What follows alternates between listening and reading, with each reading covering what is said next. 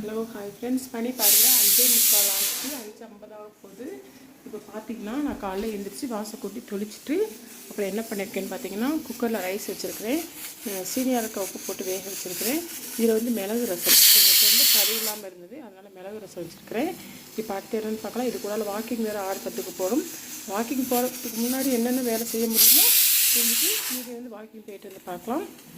இப்போ ரசம் கொதித்த உடனே கலர் தோசை சட்னி வேறு வைக்கணும், சட்னிக்கு வதக்கி வச்சிடலாம். ஃப்ரெண்ட்ஸ், இப்போ ரசம் வந்து முறப்பொடி வந்துடுச்சு, இறக்கி வச்சாச்சு. இதில் பதிமுக தண்ணி, இதில் வந்து சீனியாக வெந்துட்டு இருக்குது. இது பார்த்திங்கன்னா சட்னிக்கு நான் வதக்கிட்டு இருக்கிறேன். அடுத்து என்ன பண்ணலாம், இப்போது தக்காளி சட்னிக்கு நல்லா வதக்கியாச்சு, இதை இறக்கி வச்சிடலாம். பதிமுக தண்ணியும் கொதிக்குது, ரொம்ப கொதிக்க வேண்டாம், கொஞ்சம் நல்லா வந்து இதாகிடுச்சு. இந்த ஸ்டேஜில் இதை இறக்கி வச்சிடலாம். இப்போ இது வெந்துட்டுருக்குது. இதை நம்ம வந்து ஆஃப் பண்ணி விட்டு இப்போ நம்ம வாக்கிங் போகிறோம். போயிட்டு வந்து என்ன பண்ணலாம். ஃப்ரெண்ட்ஸ், மணி பாருங்கள் 6:10 ஆக போகுது. இப்போ வந்து பார்த்திங்கன்னா நான் வாக்கிங் கிளம்பிட்டேன். இன்னும் வந்து எல்லா வேலையுமே முடிக்கலை, சில வேலைகள் வந்து பெண்டிங் இருக்கத்தான் செய்யுது. அதை வாக்கிங் போயிட்டு வந்து தான் பார்க்கணும். இப்போதைக்கு இந்த வேலை தான் முடிச்சிருக்கிறேன். வாக்கிங் போயிட்டு வந்து மீதி வேலையெல்லாம் பாப்பாவுக்கு நான் சட்னி அரைக்கணும், சீனியாக இருக்க கூட்டு வைக்கணும், தோசை கூட ஊற்றிக்கிடுவா. Okay friends, okay bye. Friends, இப்போ பாருங்கள் மணி 7:10 ஆகுது. வாக்கிங் போய்ட்டு வந்தாச்சு. அடுத்து என்ன பண்ணலான்னு பார்க்கலாம்.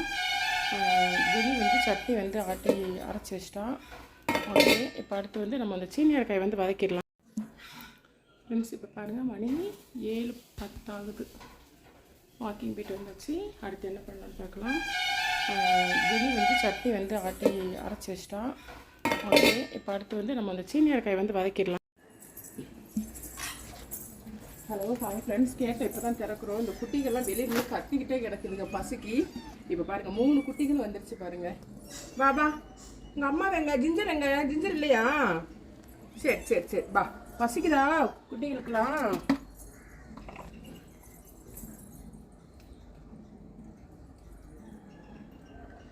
இந்தா சாப்பிடு. இப்போ பாருங்கள் எப்படி சாப்பிடுவாங்கன்னு பாருங்கள். ஏய், இந்த சாப்பாடு வச்சுட்டு சாப்பிடு.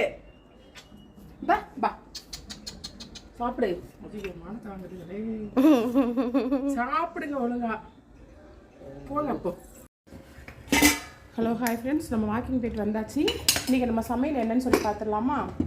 பார்த்தீங்கன்னா ஒயிட் ரைஸ் தான். பார்த்தீங்கன்னா மிளகு ரசம். இதில் பார்த்தீங்கன்னா சீனியாக இருக்கா இதெல்லாம் செஞ்சு இறக்கி வச்சுருக்கிறேன், சூடாக இருக்குது. இதில் பார்த்திங்கன்னா சட்னி செஞ்சு தோசை ஊற்றி பாப்பா சாப்பிட்டுட்டா. இது பார்த்திங்கன்னா வெந்தயக்களி கிண்டி வச்சுருக்கிறேன். இது கொஞ்சம் பழைய சாதம் இருக்குது. இது வந்து நேற்று வச்ச சாம்பார். இது வந்து பார்த்திங்கன்னா பதிமுக தண்ணி. இவ்வளோ தான் ஃப்ரெண்ட்ஸ். நீ பாப்பாவுக்கு லன்ச் நம்ம பேக் பண்ணிடலாம். நான் எப்படி சமைச்சேன், ஊடால வாக்கிங் போய் எத்தனை மணிக்கு போனேன் என்னங்கிற கொஞ்சம் லென்த்து வீடியோலாம் கீழே டிஸ்கிரிப்ஷனில் தரேன், வேணுங்கிறவங்க போய் பார்த்துக்கோங்க. ஓகே ஃப்ரெண்ட்ஸ், உங்கள் வீட்டில் இன்றைக்கி என்ன லன்ச்சு பிரேக்ஃபாஸ்ட்? எங்கள் வீட்டில் பிரேக்ஃபாஸ்ட்டு தோசை, தோசை லன்ச்சு தான். உளுந்தங்களி வந்து ஒரு வீக்லி 2 days எடுத்துக்கோங்க, அவ்வளோ பெனிஃபிட்டு பாருங்கள்.